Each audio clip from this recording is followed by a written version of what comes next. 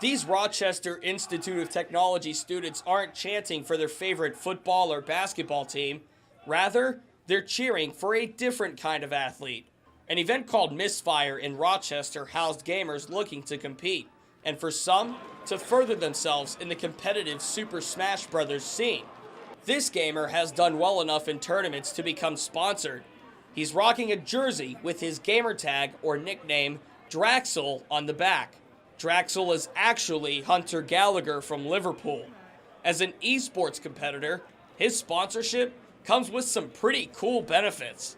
Most tournaments I went to were paid for by them, so nothing came out of my pocket, and they actually flew me to these huge tournaments. So Evolution 2017, because last year, yep, they flew me to Vegas, and then they paid for travel costs to things like Super Smash Con. I need everyone to kind of congregate here, because I'm going to read off all the teams, and I don't want anyone to be excluded from bracket. That's Don Rivaldo, the organizer of Misfire, one of the bigger monthly events held in Rochester. These events are somewhat of a proving grounds for players who want to compete in bigger tournaments across the state and the country. Other areas is booming, and so over here it's kind of more smaller, and it's just more about being personal with your community. Just like football and basketball, practice truly does make perfect. Bracket-style Smash tournaments are the basis of competition. Parallels can be drawn from quote-unquote real sports to esports and competitive gaming. Boxing and like tennis, it's really weird that I say that, but in tennis, it's all one-on-ones. There's doubles. Boxing is one-on-one, you're fighting. And in tennis, they have brackets, tournaments, so it's just like, it reminds me of that. You're probably familiar with the War Memorial here downtown.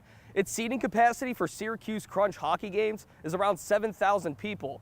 Now, the Big House 7 was the Super Smash Bros. Tournament held in Detroit, Michigan in the Cobo Center. Seating capacity there, just over 12,000. Now imagine a video game tournament being held here or even in venues bigger. Advertisers and broadcast networks are picking up on that idea and putting money into it. Chris Brown is one of the leaders of the RIT Smash community. He sees opportunity in the growth of esports as a whole. There's a market for it, and I think that's what's making, there's a lot of rich people investing into esports. There is a market for it. According to a recent article from Newzoo, the esports industry is growing to almost $1 billion industry. Part of that is because video game tournament broadcasts are moving from internet-based platforms like Twitch to television networks like ESPN, TBS, and NBC.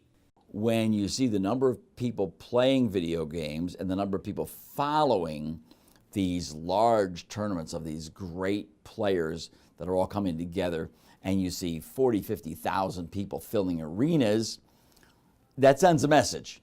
So the multi-million-dollar question is, why video games? The market is high for it, and advertisers and sponsors are pouring in. Advertisers want to reach that younger demographic, and if via video games, esports is the way to do it, that's who you target. That's the sweet spot for advertisers. What does this mean for video game sales? Voltage Video Games owner Mike Saltzman says more people are buying. We've seen an increase of people who are really ingrained into gamer culture or nerd culture or really know the products well, and that's been an interesting change over time. As more people buy and play video games, more communities are popping up. Part of the Syracuse gaming scene takes place bi-weekly at Cloud City Comics downtown. Ian Cossack is a leader of the Syracuse Smash community.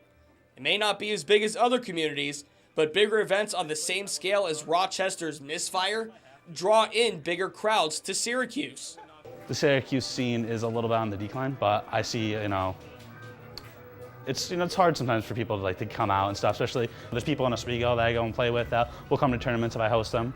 The Syracuse scene may be on the decline, but that can turn around at any time.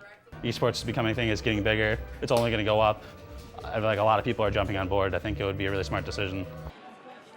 So whether it's friendly, Wake up, Raptor! One time I explained to you how or serious competition.